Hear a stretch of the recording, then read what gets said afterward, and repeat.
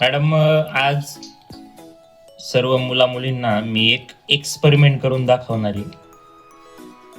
तो एक्सपेरिमेंट करण्यासाठी आपण जे जे साहित्य घेतले ते दाखवायला मुलींना.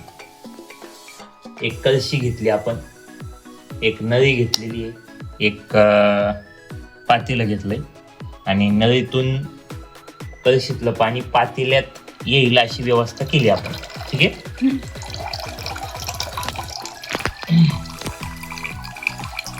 आता एक हा पाण्याचा फ्लो दिसतोय आपल्याला, दिसतोय का? आता पाण्याची धार आहे काही शिवाय. एक अजून एक आपलं राहिलं कंगवा आहे आपल्या जवळ. ठीक आहे. आता हा कंगवा मी काय करणार आहे, माझ्या केसांना घासणार आहे हा कंगवा मी. ठीक आहे. एक मला 4 ते 5 सेकंद हा कंगवा चांगल्या प्रकारे केसांना घासावा लागेल. ठीक आहे. आणि मी हा कंगवा आता या पाण्याच्या धारेजवळ आणणार आहे बरं का. पावर काय होतं, गंमत पावर का काय होतंय, दिसलं का तुम्हाला काय झालं? परत एकदा करू, एकदम जवळून घ्या बरं का शूटिंग. पावर का दिसतंय का? काय होतंय, बेंट होत. पाण्याची जी धार आहे ती ह्या केसांना घासलेल्या कंगव्याकडे अट्रॅक्ट होताना दिसते आपल्याला. दिसते ना? एकदा अजून एकदा करू.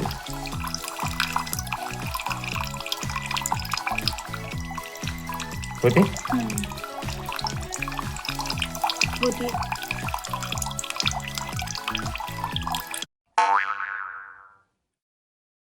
आत्ता एवढ्यात आपण बघितलं का जो कंगवा आहे तो जेव्हा आपण केसांना घासतो आणि पाण्याच्या धारेजवळ नेतो तेव्हा पाण्याची धार कंगव्याकडे अट्रॅक्ट होते, बरोबर? हो. तर आता आपण 2 गोष्टी करणार आहे. एक पहिली गोष्ट अशी की आपण जे बघितलं आत्ता एवढ्यात त्याच्या पाठीमागं सायन्स काय आहे हे समजून घेणार आहे. आणि दुसरी महत्त्वाची गोष्ट अशी की आत्ता एवढ्यात जो एक्सपेरिमेंट आपण केला त्यामधून आपल्याला जीवनामध्ये कोणकोणत्या गोष्टी शिकायला मिळतात हे पण बघणार आहे. ठीक आहे. तर आता जो एक्सपेरिमेंट आपण केलाय त्याच्यामध्ये सायन्स काय? सायन्स असं आहे मॅडम की जेव्हा आपण कंगवा केसांना घासतो तेव्हा केसांवरून इलेक्ट्रॉन्स जे आहेत ते त्या कंगव्यावरती येऊन साचतात. केसांवरचे इलेक्ट्रॉन्स कंगव्यावरती येऊन साचतात आणि त्यामुळे काय होतं, कंगव्यावरती येतो निगेटिव्ह चार्ज. कारण की आपल्याला माहिती इलेक्ट्रॉनवरती निगेटिव्ह चार्ज असतो, इलेक्ट्रॉनकडे निगेटिव्ह चार्ज असतो. अगोदर कंगवा न्यूट्रल असणार, जेव्हा आपण केसांना तो घासलेला नाही तेव्हा तो न्यूट्रल असणार. परंतु जेव्हा आपण केसांना घासणार तो तेव्हा इलेक्ट्रॉन जे आहेत केसांवरून येतील कंगव्यावरती आणि इलेक्ट्रॉनकडे निगेटिव्ह चार्ज असल्यामुळं कंगव्यावरती आता निगेटिव्ह चार्ज येईल. आता जी पाण्याची धार आहे त्याच्यामध्ये जे पाण्याचे मॉलिक्युल्स आहे ते आपल्याला माहिती की वॉटर एक पोलार मॉलिक्युल आहे. म्हणजे आता जर वॉटर मॉलिक्युल आपण बघितला त्याच्यामध्ये वरती असतो असं दाखवताना आपण असं दाखवतो, वरती ऑक्सिजन, खाली इकडे एक हायड्रोजन, इकडे पण एक हायड्रोजन. आणि हायड्रोजन वरती असतो पार्शल पॉझिटिव्ह चार्ज आणि ऑक्सिजन कडे असतो पार्शल निगेटिव्ह चार्ज, आहे का नाही? तर होतं काय की कंगवा जो आहे निगेटिव्हली चार्ज ऑब्जेक्ट आहे ना तो जेव्हा ह्या पाण्याच्या धारेजवळ जाईल तेव्हा पाण्याचा जो मॉलिक्यूल आहे त्याच्याकडे जे हायड्रोजनचे 2 मॉलिक्यूल आहे यांच्याकडे पार्शल पॉझिटिव्ह चार्ज आहे का नाही? मग हे ह्या निगेटिव्हली चार्ज ऑब्जेक्ट कडे अट्रॅक्ट होतील, आहे का नाही? तर हे जे अट्रॅक्शन आहे ते बघायला मिळतं आपल्याला तिथं. तर सगळे जे पाण्याचे मॉलिक्युल्स आहे ती पाण्याची धारच पूर्ण वाकून जाते, कंगव्याकडे अट्रॅक्ट होती. तर आता हे तर झालं याच्या पाठीमागचं सायन्स. सायन्स. आता याच्यामध्ये जीवन दिसतं का तुम्हाला पुढे, मला हे सांगा. नाही. तर याच्यामध्ये जीवनातले फार मोठे मोठे सिद्धांत आहेत.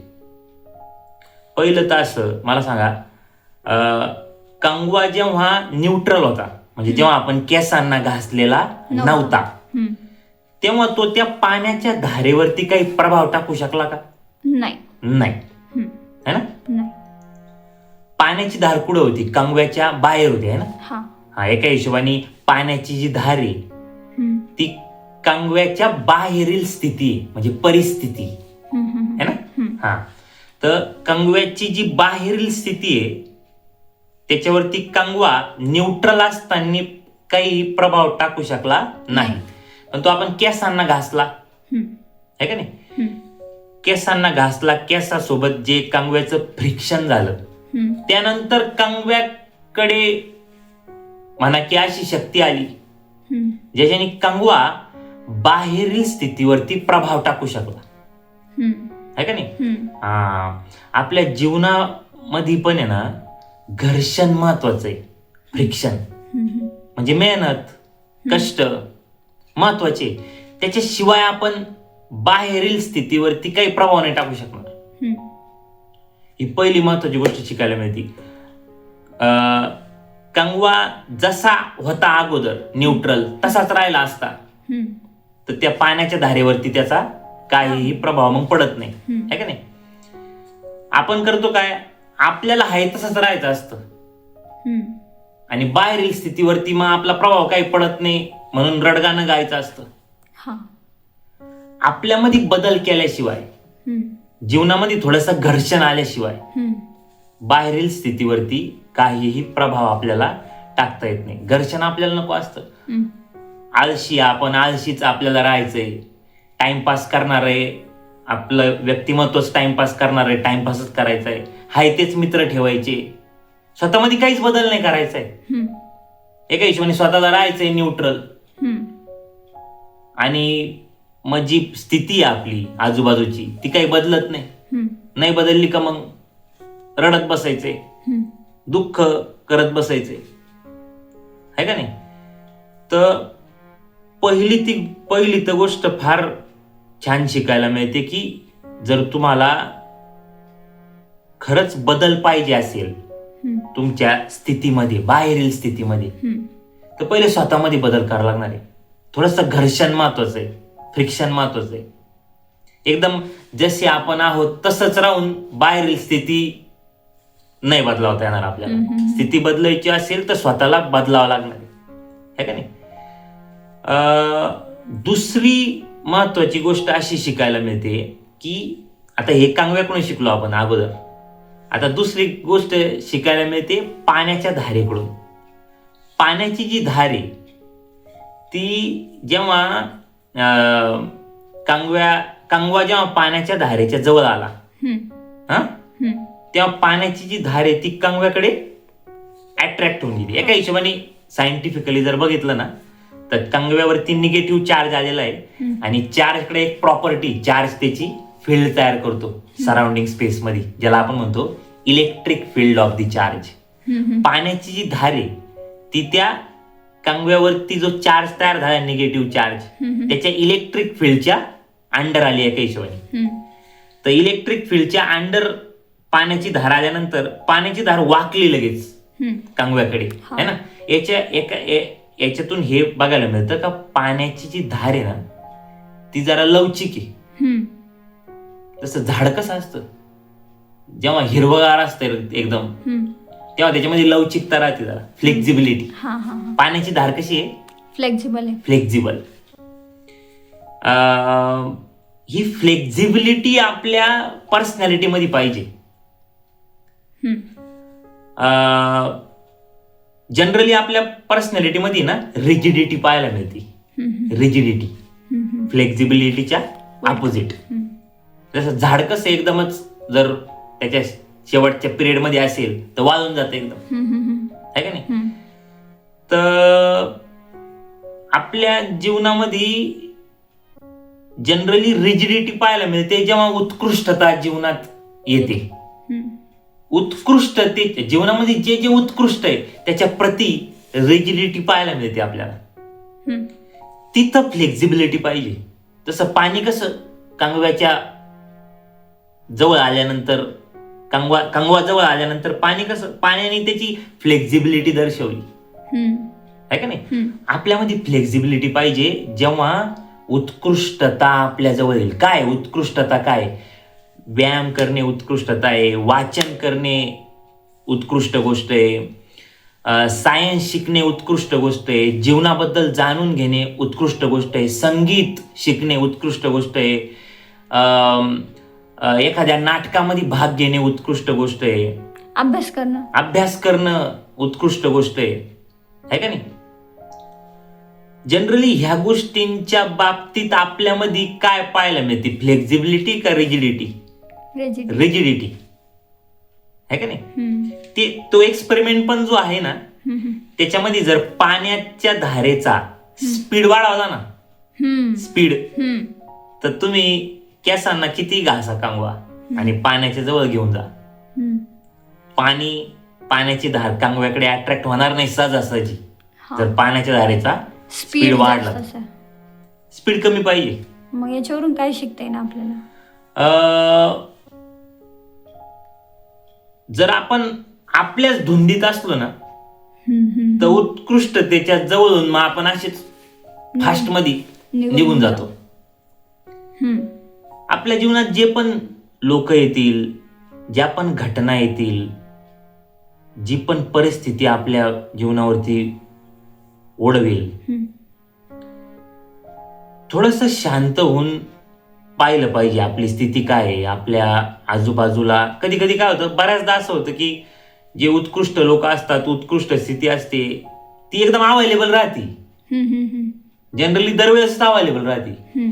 पण आपली जी घाई आहे का नाही, घाई म्हणजे इथं मी कशाला घाई म्हणतोय, आपल्याच पद्धतीने जीवन जगायचं, हा चालू देणं. नाही मला जे वाटतं ते ठीक आहे, नाही माझं सगळं ठीक चालू आहे, याला मी घाई म्हणतोय. तर थोडासा स्पीड कमी पाहिजे जरा. एका हिशोबाने थोडस व्हेरिफिकेशन पाहिजे, थोडस ऑब्झर्वेशन पाहिजे, थोडस जरा मी जे जीवनाबद्दल विचार करतोय माझ्या पद्धतीने ते खरखर ठीक आहे का नाही.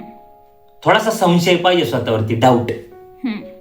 जनरली मुला मुलींना सेल्फ डाऊट जो असतो तो निगेटिव्ह वाटतो, कारण मला सेल्फ डाऊट येतोय. नाही, सेल्फ डाऊट चांगली गोष्ट आहे. मी ज्या पद्धतीने चाललो ती पद्धत ठीक आहे का नाही हा डाऊट आला पाहिजे जीवनामध्ये. त्याच्याशिवाय मग उत्कृष्टता येणार कशी आपल्या जीवनामध्ये? उत्कृष्टता आली जरी तरी आपण एकदम स्पीड मध्ये सरळ निघून जातो.